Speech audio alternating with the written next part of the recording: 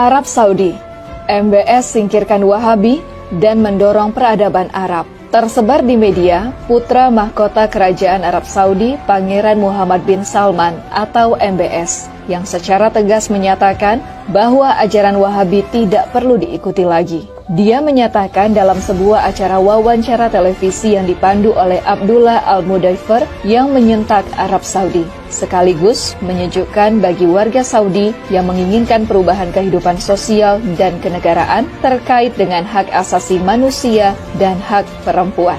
Bin Salman memberikan jawaban jelas ketika ditanyakan tentang ajaran Wahabi. بأنه النفط سوف يتكفل لكل احتياجاتنا في المملكة العربية السعودية.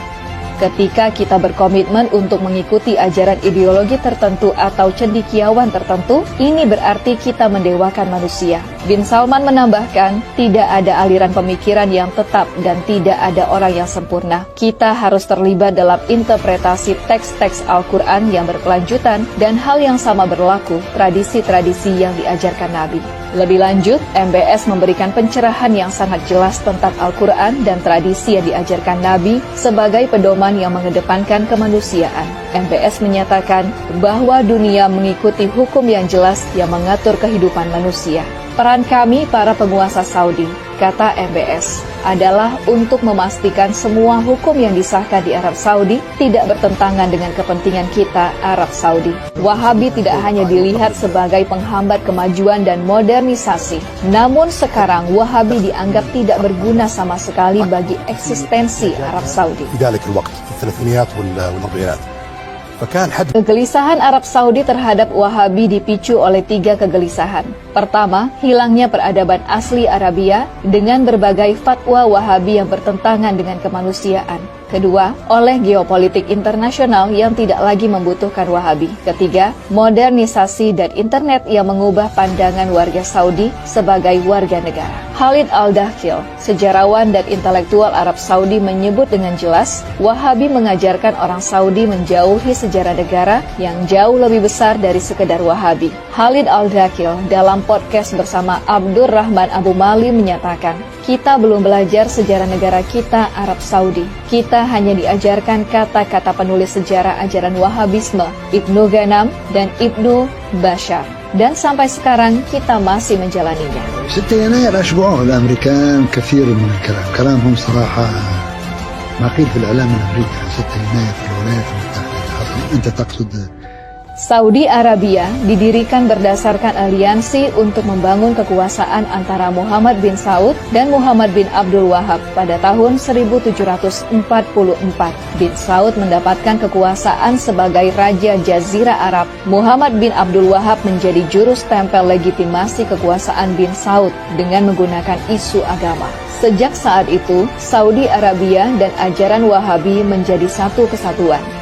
Kini, Wahabisme tidak lagi mendapat dukungan negara Saudi dan Wahabisme tidak lagi menjadi agenda Saudi di panggung internasional. Di dalam negeri Saudi, Wahabisme kehilangan seluruh kekuatan ideologi dan politiknya karena polisi syariah yang sangat menakutkan dan kejam. Sahabat Snackku, melanjutkan kemarin dan apa yang kita lihat, MBS telah melarang Wahabi untuk ajarannya berkuasa di Arab Saudi dan mulai memodernkan karena dia katakan apa budaya asli Arab itu semua dihilangkan semenjak Wahabi berkuasa.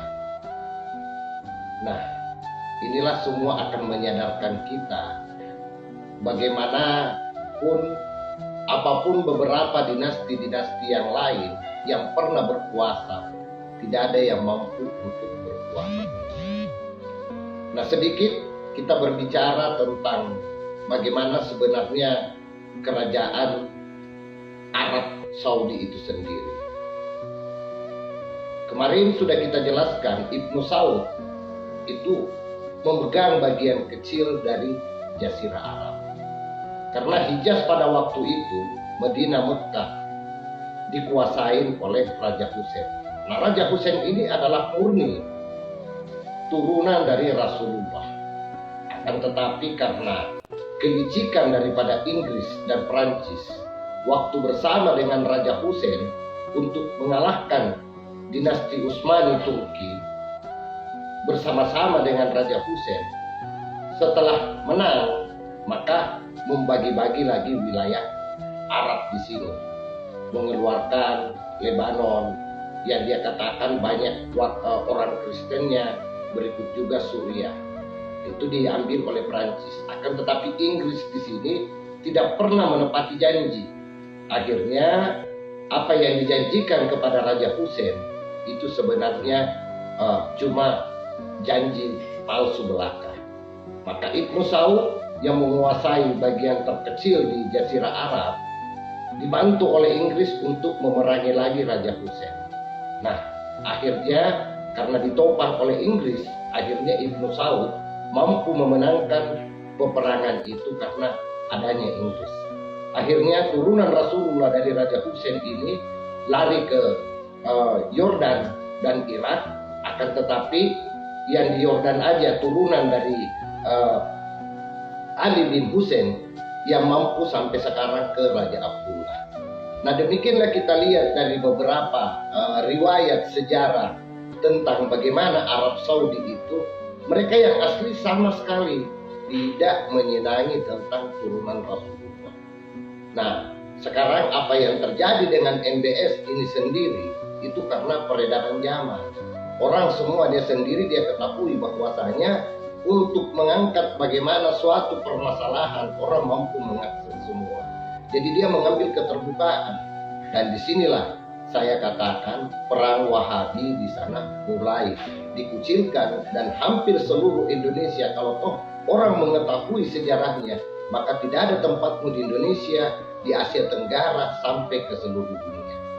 Pahamilah, tidak ada yang kekal di dunia ini karena Allah Subhanahu wa Ta'ala sudah menekankan dunia ini hanya sendal gurau semata. Jadi janganlah terlalu arogan saudara-saudaraku yang berada di bawah.